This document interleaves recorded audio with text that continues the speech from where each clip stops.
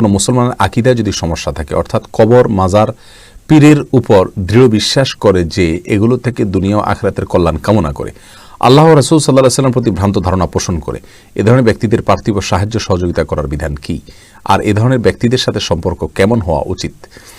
দেখুন, যদি কারোর আকীদার সমস্যাটা এই পর্যায়ে যায় যে তার আকীদাটা তাকে কাফের বানিয়ে ফেলছে, মুশরিক বানিয়ে ফেলছে, শিরকে আকবর করছেন, তিনি বড় কুফর করছেন, এরকম যদি হয় তাহলে সেক্ষেত্রে তিনি তো কাফের হিসাবে তার সাথে সদাচরণ করবে, স্বাভাবিক সদাচরণ করবে। আল্লাহ সুবহানাহু ওয়া তাআলা বলেছেন, লা ইয়ানহাকুমুল্লাহু আনিল্লাযিনা লাম ইউকাতিলুকুম ওয়া লাম ইখরিজুকুম মিন দিয়ারিকুম আন তাবাররুহুম ওয়া তুকসিতু ইলাইহিম।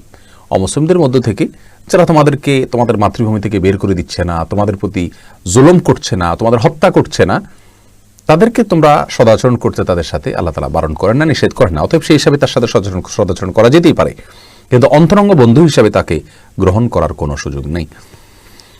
আর যদি বিদআতটা সেই পর্যায়ে না হয় তাহলে সেক্ষেত্রে এর ফলে সে ইসলাম থেকে যেহেতু খারিজ না, বিধায় ইনশাআল্লাহ বিইذনিল্লাহ এটাতে কোনো অসুবিধা হবে না।